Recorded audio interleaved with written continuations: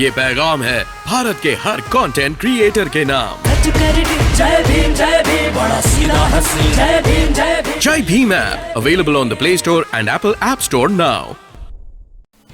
बसपा प्रमुख बहन मायावती ने आज देश के बिगड़ते सांप्रदायिक माहौल पर भाजपा कांग्रेस दोनों को लताड़ा है और देश में लगातार हुई सांप्रदायिक झड़पों को लेकर चिंता व्यक्त की है। राजस्थान, मध्य प्रदेश और गुजरात में इसी तरह की हिंसक घटनाएं लगातार सामने आई हैं। उसको लेकर बीएसपी प्रमुख बहन मायावती ने आज चिंता जताई है और इन राज्यों में शांति सौहार्द बिगाड़ने वाली हिंसक घटनाओं के मुद्दे को उन्होंने ट्वीट करके उठाया है। और आपको बता दें कि लगातार रामनवमी और उससे पहले ही कई इलाकों में इस तरह की घटनाएं देखने को मिली। रामनवमी के अवसर पर देश के कई इलाकों में हिंसक झड़पें देखने को मिली। हालांकि बहन मायावती ने रामनवमी का जिक्र इसमें नहीं किया है और सरकार की प्रथम दृष्टया बदले की कार्रवाई पर भी सवाल उठाया है। बीएसपी प्रमुख मायावती ने उनका इशारा बुलडोजर की कार्रवाई की तरफ था। हालांकि उन्होंने बुलडोजर शब्द का इस्तेमाल नहीं किया। मायावती ने पूछा, क्या ऐसे ही उदाहरणों से नया भारत बनेगा? तो न्यू इंडिया बनाने की बात लगातार हो रही है,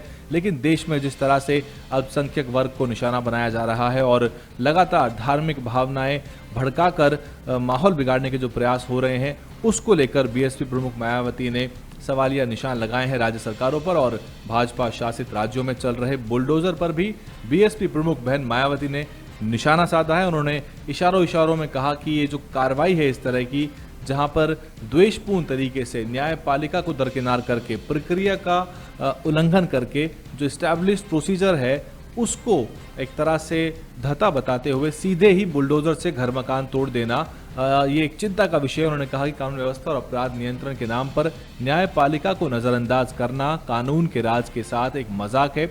मायावती ने कहा कि ये जो नामजद आरोपियों के घर मकान सीधे ही ढाए जाते हैं, ये एक चिंता का विषय है, क्योंकि कानून के हिसाब से, कानून सम्मत प्रक्रिया के हिसाब से कार्रवाई होनी चाहिए। उन्होंने कहा कि सरकार और पुलिस द्वेषपूर्ण तरीके से कानून का मजाक उड़ा रही है। आपको याद होगा जिस तरह से रामनवमी को लेकर कई जगहों पे इस तरह घटनाएं निकल के आई और जहां पे हिंसक झड़पें देखने को मिली।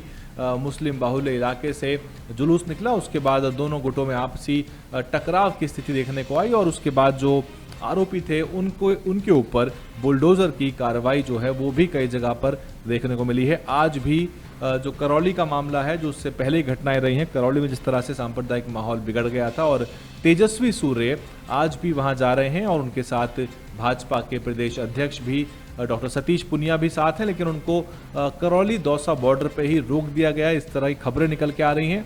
बहरहाल ये चिंता का विषय जो है एक अंतर्राष्ट्रीय मुद्दा भी धीरे धीरे कई जगहों से इसको देखने को मिला है कि ये उठाया गया है। बसपा प्रमुख मायावती ने इन मुद्दों पर अपनी चिंता जाहिर की। DNN हिंदी को सब्सक्राइब करने के लिए दबाएं लाल रंग का सब्सक्राइब बटन और घंटी का बटन दबाकर ऑल नोटिफिकेशन पर क्लिक करें। चैनल को जिंदा रखने के लिए नीले रंग का ज्वाइन बटन दबाकर चैनल को आर्थिक सहयोग करें।